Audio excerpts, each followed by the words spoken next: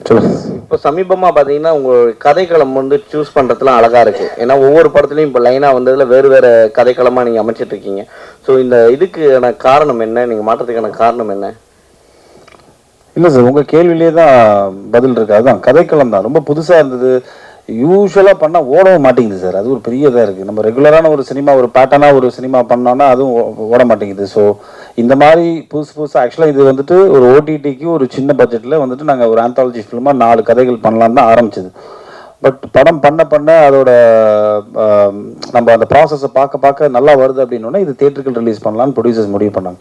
So எனக்கு வந்துட்டு இந்த கதையை கேட்கும்போது வந்துட்டு எனக்கு இந்த கேரக்டரும் புதுசாக இருந்தது. இந்த கதையில் இந்த துப்பாக்கியும் இந்த கேரக்டரையும் எப்படி ரிலேட் பண்ணுறாரு, இந்த ஸ்க்ரீன் பிளே திரைக்கதை ரொம்ப புதுசாக இருந்தது. ஸோ ஒரு புது முயற்சியாக இருக்கட்டுமே, மக்களுக்கும் வந்துட்டு இந்த முயற்சி புதுசாக இருக்கட்டும். ஏன்னா ஃபர்ஸ்ட் ஆஃப் பார்க்கும்போது நிறைய பேருக்கு என்னடா சொல்லிட்டு இருக்காங்கிற ஒரு சின்ன ஒரு நெருடல் வரும். 4 பேர் கதை இருக்கும், அது பாட்டுக்கு போகும். பட் செகண்ட் ஆஃப் பார்க்கும்போது தான் வந்துட்டு எனக்கு இந்த காளிதாஸில் தான் நடந்தது. ஃபர்ஸ்ட் ஆஃப் பார்த்துட்டு வெளியில் வந்தோன்னே ப்ரெஸ்ட்டை கேட்கும்போது என்ன ஜி பார்த்துட்டு சொல்கிறேன் அப்படி போயிட்டாங்க. செகண்ட் ஆஃப் பார்க்கும்போது தான் அந்த ஃபர்ஸ்ட் ஆஃப்லேருந்து என்னென்ன அந்த மாதிரி தான் இந்த படமும். ஸோ இந்த படம் வந்துட்டு அந்த அடிப்படையில் பார்க்கும்போது கதையாக ரொம்ப புதுசாக இருந்தது. பர் சார் கோ ப்ரொடியூசர் சொன்னார் இந்த மாதிரி ஏ சர்டிஃபிகேட் யூ சர்டிஃபிகேட்லாம் பாகுபாடு பார்க்குறாங்க அப்படின்னு. உண்மையிலே அப்படி பாகுபாடு பார்க்குறாங்களா? உங்களோட கருத்து என்ன? இந்த படத்தோட சப்ஜெக்ட் உங்களுக்கே தெரியும் சார். அது சென்சார் போர்டில் யார் பார்க்குறாங்கிற ஒவ்வொரு மைண்ட் செட்டை பொறுத்து இருக்குது சார். இப்போ இந்த கதையில் வந்துட்டு பார்த்தீங்கன்னா வந்துட்டு பிளட் ஷெட் கிடையாது. எனக்கு நான் நேபாளின்னு ஒரு படம் பண்ணேன். அந்த படத்தில் பார்க்கும்போது வந்துட்டு நிறையா பிளட் ஷெட் இருக்கும், உங்களுக்கு ஆக்ஷன் நிறையா இருக்கும். அதே மாதிரி வந்துட்டு கொஞ்சம் சில சென்சுவலான சீன்ஸ் இருக்கும், வல்கரான சில சீன்ஸ்லாம் இருக்கும். அதெல்லாம் வந்துட்டு ரிமூவ் பண்ணுன்னு சொல்லி ரிமூவ் பண்ணியே திருப்பி ஏ சர்டிஃபிகேட் தான் கொடுத்தாங்க. ஸோ இப்போ இருக்கிற சென்சார் போர்டு அப்பயே அப்படி தான் ஸ்ட்ரிக்டாக இருந்தாங்க. ஸோ இப்போவும் கொஞ்சம் ஸ்ட்ரிக்டாக தான் இருக்காங்க. பட் இந்த படம் பார்த்தீங்கன்னா கொஞ்சம் சோஷியல் மெசேஜ் நிறையா இருக்கும், கொஞ்சம் சில கருத்துக்களை கொஞ்சம் நிறையா வந்துட்டு உள்ளடக்கி வச்சிருப்பார் டைரக்டர். ஸோ பட் என்னை பொறுத்த வரைக்கும் நான் யூஏ தான் எதிர்பார்த்தேன் ஆக்சுவலாக. அப்படி ஒன்றும் பெருசாக ஏ சர்டிஃபிகேட்டுக்கான ஒரு கண்டென்ட் மாதிரி இது தெரியல. பட் அஃப்கோர்ஸ் சென்சார் போர்டோட அந்த மைண்ட் செட்டை பொறுத்து தான் இருக்குது சார். இப்போ டைரக்டர் சார், அதாவது மாநகரம் படத்துக்கு பிறகு ஒரு நீட்ஃபுல்லான ஹைபர் லிங்க் படமாக இந்த படத்தை நாங்கள் பார்க்குறோம். ஆனந்த ஒரு தயாரிப்பாளராக கிடைச்சதுல எங்களுக்கு சந்தோஷமா இருக்கு சார். ஃபர்ஸ்ட் ரிவ்யூ நீங்கள் தான் இப்போ கொடுத்துருங்க. ஏன்னா எங்கள் படத்தை நாங்களே உட்காந்து முன்மொழிஞ்சிட்டு இருக்கோம் மேடையில். நான் தான் சொன்னேன் நிறுத்துங்க, அவங்க பார்த்துட்டு கேட்கட்டும், கேள்வி கேட்டால் தான் ஏதோ சொல்லுவாங்கன்னு. ரொம்ப சந்தோஷம் சார். சரி, எங்ககிட்ட இருந்து ஒரு நல்ல தயாரிப்பாளர் வந்திருக்கிறதுல எங்களுக்கு ரொம்ப சந்தோஷம். அவன் டைரக்டர்கிட்ட ஒரு கேள்வி, இந்த படத்தில் ஒரு துப்பாக்கி பல கதைகளில் டிராவல் ஆகுது, எல்லா கதைகளுக்குமான தீர்வையுமே அந்த துப்பாக்கி தான் தருது. இது வன்முறையை முன்வைக்கிறது மாதிரி ஆகாதான்? நிச்சயமா நீ கேள்வி நியாயம் இருக்கு. அதுக்கு தான் நான் செகண்ட் பார்ட்க்கு ஒரு லீடு வச்சிருக்கேன். ஸோ அந்த செகண்ட் பார்ட்டில் கண்டிப்பாக அதை நீங்கள் துப்பாக்கி தீர்வாக இருக்காது அப்படிங்கிறத நம்புற மாதிரி ஒரு கதை பண்ணுவேன் கண்டிப்பாக. பரத் சார், சார் முன்னாடிலாம் உங்களை கான்டாக்ட் பண்ணோன்னா ஒரு கதாசிரியர் கதை சொல்லணும், ப்ரொடியூசர் கதை சொல்லி டேரக்டர் கதை சொல்லும்போது எனக்கு ஃபுல் ஃபிச்சாக என் ஸ்டோரியில் நான் மட்டும்தான் இருக்கணும்னு சொல்லிட்டு ஒரு விஷயம் போயிட்டு இருந்தது. ஆனால் இப்போ நீங்கள் கதை கலகம் டோட்டலாக மாற்றிட்டீங்க. இப்போ 4 ஸ்டோரியில் நீங்கள் ஒரு சின்ன பார்ட் தான் பண்ணியிருக்கீங்க. இது எப்படி இருக்கு? ஏன்னா இதே மாதிரி ட்ராவல் பண்ணுவீங்களா இல்லை திருப்பி ஃபுல் ஃபிச்சாக தான் பண்ண போகிறேன்னு சொல்லிட்டு ஒரு விஷயம் நடக்க போதா? இல்லையா சார், அப்படிலாம் கிடையவே கிடையாது சார். அப்படின்னா நான் ஒரு வெயில் பண்ணியிருக்க மாட்டேன், ஒரு கடுகு பண்ணியிருக்க மாட்டேன். ராஜகுமாரன் சார் என் கூட நடித்தார், வெயில் பண்ணியிருக்க மாட்டேன். இல்லைனா ஒரு அழகாக இருக்கிற பயமாக இருக்கிறது ஒரு படம் அருண் குமாராக இருந்த டைமில் நான் அவர் கூட பண்ணேன். ஸோ எனக்கு என்னை பொறுத்த வரைக்கும் ஒரு கதையில் நம்மளுக்கு என்ன இருக்குது, அதே மாதிரி இந்த கதையை என்னோட போர்ஷனுக்கு நான் ஹீரோ சார். சின்ன பாட்டு கிடையவே கிடையாது. நீங்கள் இதை ஒரு பொதுப்படையாக பாருங்க, படமாக பார்க்கும்போது என்னோட போர்ஷனுக்கு நான் ஹீரோ. ஒவ்வொரு போர்ஷனுக்கும் அவங்க ஒரு முக்கியத்துவமான ஒரு கதாபாத்திரமாக பாருங்கன்னு தான் சொல்கிறேன். அதான் இது ரெகுலரான ஒரு ஹீரோ ஹீரோயின், ஒரு காமெடியன், ஒரு 4 ஃபைட்டு அந்த மாதிரி பார்க்கணும்னு நினைக்கிறவங்களுக்கு இந்த படம் பிடிக்காது. ஒரு கண்டென்ட் பேஸ்டாக பார்க்கணும், 2 மணி நேரம் நம்மளுக்கு ஒரு திரைக்கதை இன்ட்ரெஸ்டிங்கான ஒரு ஃபிலிம் பார்க்கணுன்னா பார்க்கலாம். ஸோ அந்த அடிப்படையில் தான் நான் எப்பவுமே அப்படி தான் பண்ணிட்டு இருக்கேன் சார். என்னோட பேட்டர்ன் ஆஃப் ஃபிலிம்ஸ் அப்படி தான் இருந்திருக்கு. ஒரு சில படங்கள் ஆமாம் ஹீரோயிசம் ஃபிலிம்ஸ் பண்ணி ஆகணும் சார், கமர்ஷியலுக்கு நம்ம பண்ணி தான் ஆகணும். ஸோ அப்படி தான் நான் அதை பார்க்குறேன். டைரக்ட் சார், இது ஸ்டார்டிங் ஓப்பனிங்ல ஒரு இன்சிடென்ட் சொல்லியிருப்பீங்களே, அது ஆக்சுவலாக ஒரிஜினல் நடந்தது தானே? ஆனால் அது கேஸ் இதுவாயிருக்கு. ஆனால் நீங்கள் சொல்றது சினிமாட்டிக்காக நீங்கள் அந்த புல்லட் மட்டும் வெளியில் வந்துருச்சு அப்படின்றத மட்டும் நீங்கள் எடுத்திருக்கீங்கல்ல, அதை மையப்படுத்தி தானே எடுத்திருக்கீங்க? ஆமாம், அதை மையப்படுத்தி தான் எடுத்திருக்கேன். அதில் ரைஃபிள் இருக்கும். இதில் கதைக்காக நான் என்ன பண்ணேன், 9mm பிஸ்டலாக மாற்றிக்கிட்டேன். சரி, அஞ்சலி நாயர் கூட ஒரு கேரக்டர் ரெடி பண்ணியிருக்கீங்களா? அது அவங்ககிட்ட சொல்லும் போது அவங்க என்ன இது காமிச்சு, உங்ககிட்ட ரியாக்ஷன் ஏதாவது இருந்தது அவங்க பேசும்போதே? ஏன்னா கதை அவ்வளோ போல்டாக இருக்கும் அதில். ஏன்னா அவங்க ஒரு ஹஸ்பண்டை தாண்டி இன்னொருத்தவங்க நம்மளை யூஸ் பண்ணுறாங்கன்றது தெரிய வரும்போது ரொம்ப இதுவாக இருக்கும்ல. ஸோ அது அவங்க எப்படி எடுத்துக்கிட்டாங்க நீங்கள் சொல்லும் போது கதையை? உடனே ஒத்துக்கிட்டாங்க கதை சொன்ன உடனே. இதுக்கு முன்னாடி ஒரு 2-3 ஆர்டிஸ்ட் சொன்னேன், அவங்க வந்து கொஞ்சம் பயந்துட்டாங்க, இது வேற மாதிரி ஏதாவது வந்துருமோ அப்படின்னு பயந்துட்டாங்க. அப்புறம் அஞ்சலி கிட்ட சொல்லும்போது பார்த்தீங்கன்னா வந்து வாட்ஸ்அப்பில் தான் சொன்னேன், வீடியோ காலில் தான் சொன்னேன். கதை கேட்டோன்னே கிளைமேக்ஸ் கேட்டோன்னே ஒத்துக்கிட்டாங்க, நான் பண்ணுறேன்னு சொன்னாங்க. அஞ்சலி மேடம், நீங்க நெடுமல் வார்டு வந்து அவ்வளவு ஹோம்லியா நடிச்சீங்க. இது வந்து கதை சொல்ல வேண்டாம், அதிகமா வன்முறை எடுத்தது நீங்க தான். இந்த இதை எப்படி பாக்குறீங்க? சி ஆஸ் அன் ஆக்டர் நமக்கு புதுசாக ரோல் பண்ண நிறைய ஆசை இருக்கும். நானே இந்த இண்டஸ்ட்ரி வரும்போது நான் பார்க்குறது சேம் ஸ்டோரி சேம் ஸ்கிரிப்ட் பண்ணுற மாதிரி எனக்கு தோணிடுச்சு. ஸோ சார் இந்த கதை சொல்லும்போது ஓகே அஃப்கோர்ஸ் என் மனசில் எனக்கு தோணுச்சு ஆடியன்ஸ் எப்படி பார்ப்பாங்க. பிகாஸ் ஆடியன்ஸ்க்கு நான் இது வரைக்கும் பண்ணுற படம் தேவ் அன் இமேஜ், அது பாசிட்டிவாக எடுத்துக்கலாம் நெகட்டிவாக எடுத்துக்கலாம். பட் நான் ஆஸ் அன் ஆக்டர் எனக்கு அந்த ஸ்டோரி கன்வின்சிங்காக தோணுச்சு. அதுவும் தாண்டி டிரெக்டர் கிட்ட I had trust like he will take it properly. So and I think actually நீங்கள் தான் என்கிட்ட சொல்லணும் உங்களுக்கு எப்படி பிடிச்சிருக்கா? தேங்க்யூ. டாக்டர் சார், படத்துல வந்து ஒரு பார்ட் வந்து ஜாதி சம்பந்தமா ஒரு விஷயம் வச்சிருக்கீங்க. எப்பவுமே வந்து ஜாதியை பத்தி பேசினாவே நான் என்னன்னா ஒரு லெவல்ல வந்து கொஞ்சம் ஏற்றி சொல்லுவாங்க. ஆனா நீங்க சட்டெல்லாம் சொல்லியிருக்கீங்க. ஆனா வந்து அந்த ஜாதி பெருமை காட்டுறதுக்காக ஒருத்தர் சொல்ற போது இந்த இடத்துல அந்த சோசியல் இஷ்யூ இங்க நிறைய இருக்கு, சரிங்களா? அது ஏதாவது ஒண்ணு வந்து பாதிக்குமா? இல்லை புரியல, உங்க கேள்வி எனக்கு புரியல, சாரி. என்னன்னா இப்ப வந்து ஜாதி பெருமை பேசுறவங்க தான் வந்து கீழ்மட்ட ஜாதியை வந்து கொல்றாங்கன்னு சொல்லிட்டு ஒரு விஷயம் வச்சிருக்கீங்க. ஸோ அது வந்து இந்த கொல்றதுனால இப்ப இருக்கிற சிச்சுவேஷனுக்கு, ஏன்னா இப்ப இருக்கு வந்து ஜாதி நீங்க கூட பார்த்துருப்பீங்க மலம் கலந்து விஷயம்லாம் நடந்திருக்கு. ஸோ இந்த விஷயம் வந்து இந்த படத்துக்கு பாதிக்குமா? கண்டிப்பாக பாதிக்காதுங்க, நான் அப்படி ஒன்றும் சொல்லி அதில் இல்லை. ஏன்னா ஜாதி பெருமை பேசுறவங்க தான் வந்து ஜாதி கீழே இருக்கிறவங்க வந்து கொல்றாங்க, சரிங்களா? ஏன்னா அவங்க எதிர்க்க முடியாத லெவல்ல வந்து கீழ் ஜாதி ஆளுங்க இருக்காங்களா? இல்லை அப்படிலாம் இங்கே யாருமே இல்லை. இப்போ இந்த கதைக்கு அது தேவைப்பட்டுச்சு அப்படின்றதுனால தான் அதை வச்சேனே தவிர அப்படி யாரும் இல்லை. இங்கே ஓரளவுக்கு எல்லாமே படிக்க ஆரம்பிச்சிட்டாங்க. எல்லாமே ஓரளவுக்கு சென்னையை பொறுத்த வரைக்கும் அந்த பாகுபாடு கொஞ்சம் ஓரளவுக்கு கம்மியாக தான் இருக்குது. ஸோ இந்த சென்னையில் நான் சென்னையில் பிறந்து வளர்ந்தேன், அதனால் அப்படின்னு நினைக்கிறேன். சார், இந்த கதைகள்லேயே வந்து அபிராமியோட கதை தான் எனக்கு ரொம்ப பிடிச்சிருந்தது. காரணம் என்னன்னா, துப்புரவு தொழிலாளர்களே அவ்வளோ போதிய அறிவு இல்லாதவங்க, படிப்பு இல்லாதவங்கன்னு அப்படியான ஒரு சித்திரம் இருக்கும்போது ஒரு பையனை கூட திருநங்கையா மனப்பூர்வமா ஏத்துக்கிற ஒரு தாயா ஒரு புதிய விஷயமா சொல்லியிருந்தீங்க. அது மட்டும் இல்லாம திருநங்கைக்கும் அவருடைய உடம்பு வந்து சுத்தமா இருக்கணும்னு விரும்புறாங்க. குடும்பம் சொன்னா அவங்களுக்குமே கர்ப்பம் இருக்கு அப்படிங்கிற ரீதியில் ரொம்ப புதிய விஷயம் சொல்லியிருக்கீங்க. இந்த நபர்களை நீங்க யாராவது சந்திச்சிருக்கீங்களா, இல்ல முழுக்க இது உங்களுடைய கற்பனையா? இல்லை இல்லை, கற்பனையாக இருக்கு. நம்ம படிக்கிறோம் இல்லைங்களா? ஸோ இதை சார்ந்த சில புத்தகங்கள் படிக்கும்போது அதன் வர தாக்கம் தான் எனக்கு. நிறைய இந்த திருநங்கைகள் நம்ம பார்க்கும்போது பார்த்தீங்கன்னா ரோட்டில் பிச்சை எடுக்கிற மாதிரியும் பாலியல் தொழில் பண்ணுற மாதிரியும் பார்த்துட்டே இருக்கும்.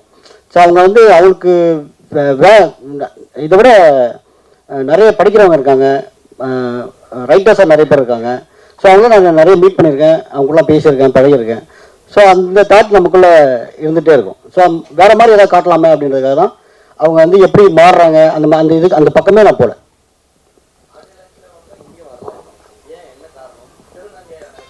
இல்லை, நாங்கள் இன்வைட் பண்ணியிருக்கோம். அந்த லாஸ்ட் டைம் இன்வைட் பண்ணோம், இப்போ இன்வைட் பண்ணோம். கொஞ்சம் பிஸியாக இருக்காங்க. அவங்க வந்து மிஸ்யூனர்ஸ் வந்து செகண்ட் பிளேஸ் வின் பண்ணியிருக்காங்க. ஸோ அதனால் வந்து நிறைய அவங்களுக்கு அந்த ஆட் ஃபிலிம்ஸ் நிறைய வருதுன்னு நினைக்கிறேன். அதனால் அவங்க மாடலாக இருக்காங்க அவங்க. சார், 4 கதைகளையும் ஒன்னோட ஒன்று இணைச்சிருக்கீங்க. அதே சமயத்தில் ஒவ்வொரு கதைக்கும் ஒரு முடிவு வச்சுருக்கீங்க. இந்த கதை வந்து கரெக்டாக சுவாரஸ்யமாக இருக்குமா அப்படின்னு எந்த நொடியில் நீங்கள் நினச்சிங்க? சார், ஒவ்வொரு கதையும் வந்து பண்ணும்போது பார்த்தீங்கன்னா சுவாரஸ்யமாக முதல்ல எனக்கு இருக்கணும்.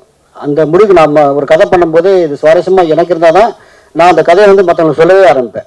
நான் எழுத மாட்டேன். முதல்ல வந்து எனக்குள்ள ஒரு மைண்ட்குள்ளே ஒரு கதையை வந்து வடிவமைச்சிருவேன். அப்புறம் கேரக்டரை வடிவமைச்சிருவேன்.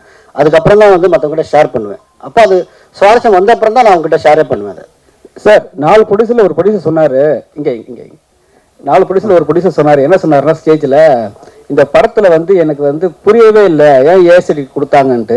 நீங்கள் கதை சொல்லும் போது கண்டிப்பாக இந்த கண்டென்ட்லாம் சொல்லியிருப்பீங்க. அவர் ஏற்கனவே 7G எடுத்த டைரக்டர் அண்ட் ப்ரொடியூசரு, சரிங்களா? அவருக்கே புரியலன்னா மற்றவங்களுக்கு எப்படி புரியும்? ஒரு நிமிஷம்.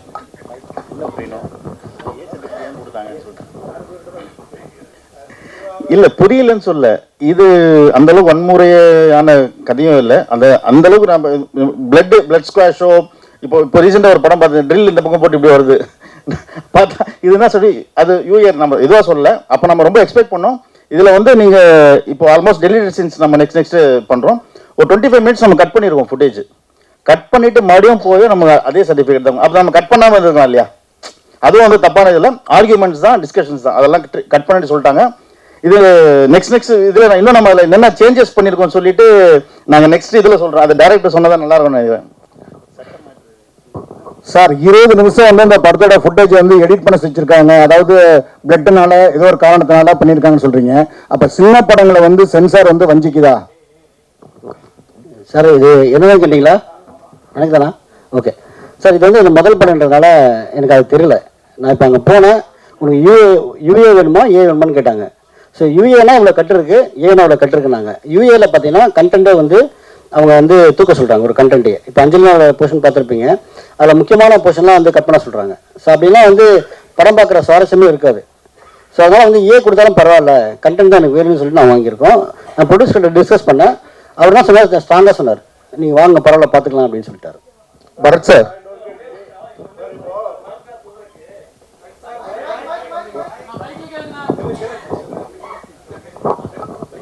இல்ல அவரு சொல்ல மறந்துட்டாரு. என்னன்னா சென்சார்ல வந்து முக்கியமான சில போர்ஷன் கதையிலே வேற மாதிரிலாம் விஷயங்கள் இருக்குன்னு சொல்லி எடுக்க சொன்னாங்க. பரத் சாரு இவங்க 3 பேர் கார்ல டிராவல் பண்ணும்போது சமூக நீதி சார்ந்த நிறைய டைலாக்ஸ் வச்சிருந்தோம். அதாவது 3 மதத்துக்காரங்க அந்த கார்ல பயணிப்பாங்க, 3 பேரும் அவங்கவுங்க பாயிண்ட் ஆஃப் வியூல அவங்கவுங்க இதை பத்தி பேசுவாங்க. அந்த விஷயத்த டோட்டலாவே எடுக்க சொன்னாங்க.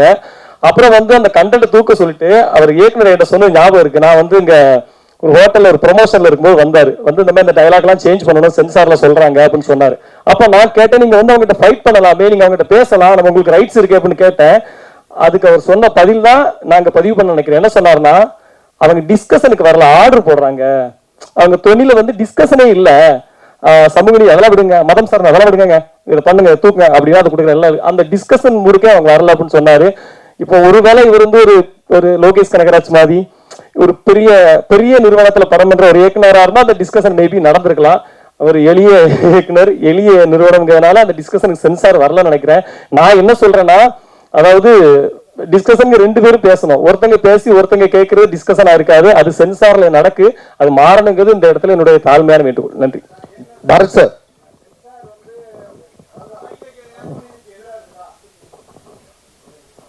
சார் அதான் சொன்னேனே, இது வந்து இந்த முதல் படம்ன்றதுனால அவங்க எப்படி என்கிட்ட நடந்துக்கிட்டாங்க, இப்படி தான் நடந்துப்பாங்களான்றது எனக்கு தெரியல. இதுதான் ஃபர்ஸ்ட் படம்ன்றதுனால. ஸோ அடுத்த படத்தில் இந்த மாதிரி கொஞ்சம் தெளிவாக இருப்பேன், தெளிவான சில கேள்விகள் கேட்க முடியும் உங்களை. பரத் சார் உங்கள்கிட்ட ஒரு கேள்வி. நீங்க வந்து நிறைய நெகட்டிவ் ரோல் பண்ணிருக்கீங்க, பட் அதுக்கு ஒரு ரீசன் இருக்கும். மேபி ஹீரோயின்காக ஏதாச்சும் ஒரு விஷயம் ரிவெஞ்ச் எடுக்கிற மாதிரி ஒரு சப்ஜெக்டா இருக்கும். பட் இப்போ உள்ள உங்க கூட நடிச்ச சக நடிகர்கள் வந்து ஹீரோவா இருந்தவங்க எல்லாருமே இப்ப மெயினா முழுக்க நெகட்டிவ் வில்லனாவே பண்றதுக்கு இன்ட்ரெஸ்ட் காட்டுறாங்க. இன்கேஸ் ஃபியூச்சர்ல நீங்க அந்த மாதிரி பண்றதுக்கு ஐடியா இருக்கா? கண்டிப்பா பண்ணுவேன் சார் நான்.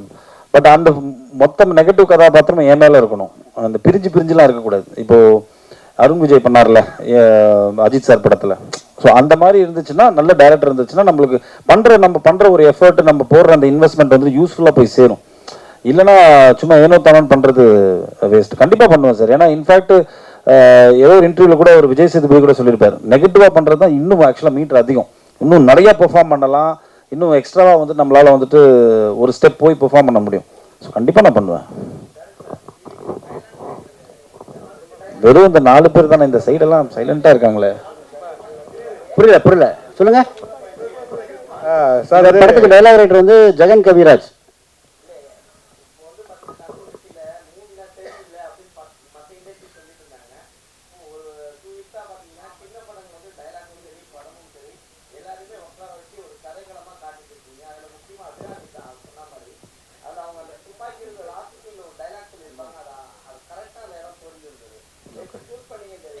இல்லை அது வந்து நாங்கள் டிஸ்கஸ் பண்ணோம், முதல்ல டிஸ்கஸ் பண்ணிட்டு இது அதிகமாக வந்து நான் இவர்கிட்ட ஜெகன் கிட்ட தான் நிறைய டிஸ்கஸ் பண்ணுவேன். ஸோ அப்போ வந்து பிளான் பண்ணாமல் இப்படி பண்ணலாமான்னு கேட்டேன். ஸோ உடனே அதுக்கேற்ற மாதிரி ஒரு டைலாக் அவர் தான் சொன்னார் அந்த இடத்துல. சார் பொருத்தமாக இருந்துச்சு கதைக்கு. சார் ஒரு கேள்வி, அது இந்த சர்டிஃபிகேட் சென்சார் சர்டிஃபிகேட் படிச்சுதான் ஏ சர்டிஃபிகேட் கொடுத்தாங்க, நீங்கள் பேசாமல் வந்துட்டீங்கன்னு சொன்னீங்க. பட் இதே மாதிரி சூப்பர் ஸ்டார் படங்கள், அப்புறம் பெரிய டைரக்டர் சங்கர் போன்ற படங்கள்லாம் இதை விட பெரிய வன்முறைகள்லாம் இருக்குது, படங்கள்ல இருக்குது. பட் அதுக்கு வந்து யூ சர்டிஃபிகேட்டே கொடுக்குறாங்க. அதை பற்றி நீங்கள் ஃபைட் பண்ணாமல் வந்தீங்க, உங்களுக்கு யாராவது அட்வைஸ் பண்ணலையா? அதை பற்றி நீங்கள் இப்போ அந்த மாதிரி பெரிய டைரக்டர் பெரிய படங்களுக்கு கொடுக்குறத பற்றி நீங்கள் என்ன நினைக்கிறீங்க? இப்போ பெரிய ஹீரோக்கள் படங்களுக்கு யூ சர்டிஃபிகேட் கொடுத்துறாங்க, அது எத்தனை பேரை கொண்டாலும் சரி, 100 பேரை கொள்றாங்க, 1000 பேரை கொள்றாங்க, அந்த மாதிரிலாம் நடக்குது. அதுக்கெல்லாம் யூ சர்டிஃபிகேட் கொடுக்குறாங்க. பட் இதில் வந்து அவ்வளோ பெரிய வன்முறையெல்லாம் ஒன்றும் இருந்த மாதிரிலாம் தெரியல. துப்பாக்கி சூடு மட்டும்தான் தெரியுது, வேற ஒன்றும் தெரியல. ஒவ்வொரு படத்தில் 1000 துப்பாக்கி, பல 1000 துப்பாக்கி, பீரங்கெல்லாம் கொண்டு வந்து சுடுறாங்க. ஆனால் இந்த படத்தில் அந்த மாதிரிலாம் ஒன்றும் இல்லை. ஆனால் இதுக்கு யூ சர்டிஃபிகேட் கொடுக்காததுக்கு நீங்கள் என்ன மாதிரி ஃபீல் பண்ணீங்க? உங்கள் படக்குழுவோட எண்ணம் என்ன அப்படின்னு சொல்லிட்டு நீங்கள் சார். இது வந்து என்னென்னா, இப்போ இந்த கதை இப்போ ஏற்கனவே சொன்னதான் எனக்கு வந்து என்னென்னா, இப்போ நீங்கள் கண்டென்ட் ரொம்ப ஸ்ட்ராங்காக இருந்ததுனால நான் இந்த ஏயூலாம் பற்றி கவலைப்படல ஃபஸ்ட்டு. இன்னொன்று வந்து இது வந்து பார்த்தீங்கன்னா குழந்தைங்க பார்க்குற படமே இல்லை, இது ஒரு மெச்சூர்டு ஆடியன்ஸ் பார்க்குற படம் தான். அது யூஏ கிடச்சிருந்தா சந்தோஷப்பட்டிருப்பேன். இல்லை சார், அதை பற்றி எனக்கு என்ன சார் தெரியும்? நான் இப்போ தான் வந்திருக்கேன் ஃபீல்டுக்கு சார். கேட்டுரு சார், அந்த டிஸ்கஷன் அவங்க வரல. அவங்க இப்போ அந்த டிஸ்கஷனுக்கு அவங்க வரல சார். ஆல்ரெடி கேட்ட கொஷினோட ஒரு கண்டினியூஷன் தான் இது. நீங்கள் துப்பாக்கி வச்சு இது எல்லாத்துக்குமே தீர்வுன்ற மாதிரி சொல்லியிருக்கீங்க. பட் இந்த கதையை டிசைன் பண்ணும்போது நீங்கள் வேற ஒரு மல்டிபிள் ஒரு கிளைமேக்ஸும் யோசிச்சிருப்பீங்க இல்லையா? ஸோ அப்படி இருந்ததுன்னா இது நீங்கள் என்னவா யோசிச்சுருந்துருப்பீங்க? இந்த துப்பாக்கின்னு ஒன்று இல்லாமல் இது எல்லா பிரச்சனைக்கும் என்ன தீர்வா, ஆல்டர்னேட்டிவாக என்ன கிளைமேக்ஸ் யோசிச்சிங்க? தெரியல, எனக்கு அந்த மாதிரி ஐடியாவே இல்லை. இப்போ நீங்கள் பார்ட் 2ல வந்து கண்டிப்பாக வன்முறை வந்து தீர்வுன்றதை கண்டிப்பாக சொல்லுவேன். வாய்ஸ் படத்தில் அறிமுகமானீங்க, அதே படத்தை தான் சித்தார்த் அறிமுகமானாரு. உங்கள் படமும் 13ஆம் தேதி ரிலீஸு, சித்தார்த் படமும் மிஸ் யூ ரிலீஸு. இந்த போட்டி எப்படி பார்க்குறீங்க? நான் என்ன சொல்லணும்னு நினைக்கிறீங்க? வாழ்த்துக்கள் நண்பா, அவ்வளோதான் சார். அவர் படம் வரட்டும், நம்ம படம் வரட்டும், நம்ம நல்ல படங்கள் ஓடட்டும் சார், அவ்வளோதான். வாழ்த்துக்கள். முதல்ல படக்குழுவிற்கு வாழ்த்துக்கள். ரொம்ப சிறப்பாக இருக்குது படம். இதில் இந்த தமிழ் குடி அப்படிங்கிற வார்த்தை 2 தடவை வருது. ரொம்ப ரசிப்பாக இருக்குது அந்த சீனு. அது மூலமாக சமூக நீதியை சொல்கிறீங்க போல இருக்கு. இயக்குனருக்கு தான் கேட்குறேன். கண்டிப்பாக நான் நீங்கள் உடனே கொடுத்துருவோம் மைக்கு, டோன்ட் இல்லை, அவர் அந்த பக்கம் இந்த பக்கம் பார்க்குறாரு. அதுக்காக சொன்னேன். அது ஆமாம், அது வந்து பார்த்தீங்கன்னா சீமான் தான் தமிழ் குடிம்பாரு. அப்போ அவரை மனசில் வச்சு தான் அந்த ஒரு இதுக்கு பதில் சொல்லியிருக்கிறீங்களா? இல்லை, அப்படியெல்லாம் ஒன்றும் இல்லை சார். நம்ம சமூகத்தில் நம்ம படிக்கிறது, பார்க்கறது, பேசுறது. ஸோ நான் எங்கள் ஃப்ரெண்ட்ஸ்குள்ளேயே நிறைய டிஸ்கஷன் இது சம்மந்தமாக நிறைய நடக்கும். ஸோ அதுதான் இது வந்து கதையில் வச்சேனே தவிர வேற ஒன்றும் புதுசாலாம் ஒன்றும் இல்லை சார். படத்தில் வந்து பெரியார் புத்தகம், அம்பேத்கர் புத்தகம் காமிச்சிருந்தீங்க, மகிழ்ச்சி. அப்புறம் அதில் ஒரு கேள்வி, சமூக போராளியாக கனியா கேரக்டர் வந்துச்சு, அதை பற்றி ஒரு முழுமை இல்லையே, ஏன் அடுத்த பார்ட்டில் இருக்கா சார்? அந்த இது வந்து நம்ம கர்நாடகாவில் நடந்த ஒரு ரைட்டரை கொலை பண்ணியிருப்பாங்க. ஸோ அதை வந்து நான் அந்த இன்டெரக்டாக தான் அதில் சொல்லியிருக்கேன் அதில். ஸோ அந்த சமூக நீதி அக்கறை வந்து பார்த்திங்கன்னா எல்லா இயக்குனருக்கும் வேணும். ஸோ எனக்கும் அதில் கொஞ்சம் இருந்ததுனால நான் அதை ட்ரை பண்ணியிருக்கேன். இருக்கலாம் சார். அதான் ஆக்சுவலி ஃபைனலாக ஒரு சின்ன வேண்டுகோள். அது வேண்டுகோள் இல்லை, சொல்கிறேன். ஆக்சுவலாக வந்து இந்த படத்துடைய கிளைமாக்ஸ் எங்கெங்கிருந்து எந்த இடத்த ட்ராவல் ஆகுது அப்படிங்கிறத ரிவீல் பண்ண வேண்டாம். ட்ராவல் அவர் தான் கதைன்னு சொல்லுங்க, அதை கொஞ்சம் ரிவீல் பண்ண வேண்டாம். இதில் ஒரு 4 ப்ரீ கிளைமேக்ஸ் இருக்கும், ஒரு கிளைமேக்ஸ் இருக்கும். தயவுசெய்து அதை மட்டும் கொஞ்சம் எழுதாமல் எழுதுனீங்கன்னா கொஞ்சம் மகிழ்ச்சி. அப்புறம் இன்னொன்று வந்து இந்த படம் வந்து ஆரம்பிக்கும் போது இது தனித்தனியாக படமாக வந்து ஃபைனலாக அந்த கிளைமேக்ஸ் ஒன்றாக்குறதா தான் இருந்துச்சு. பிரசாத் சாரும் ஆனந்தும் தான் வந்து இப்படித்தான் போகணும் அப்படின்னு ஒத்த காலில் நின்று அதை கொண்டு வந்தாங்க. அது அவங்க 2 பேருக்கு தான் ஆக்சுவலாக அந்த கிரெடிட். இப்போ மாநகரம் மாதிரி இருக்குன்னு சார் சொன்னார்னா அது அவங்க கிட்ட தான் போகணும். அது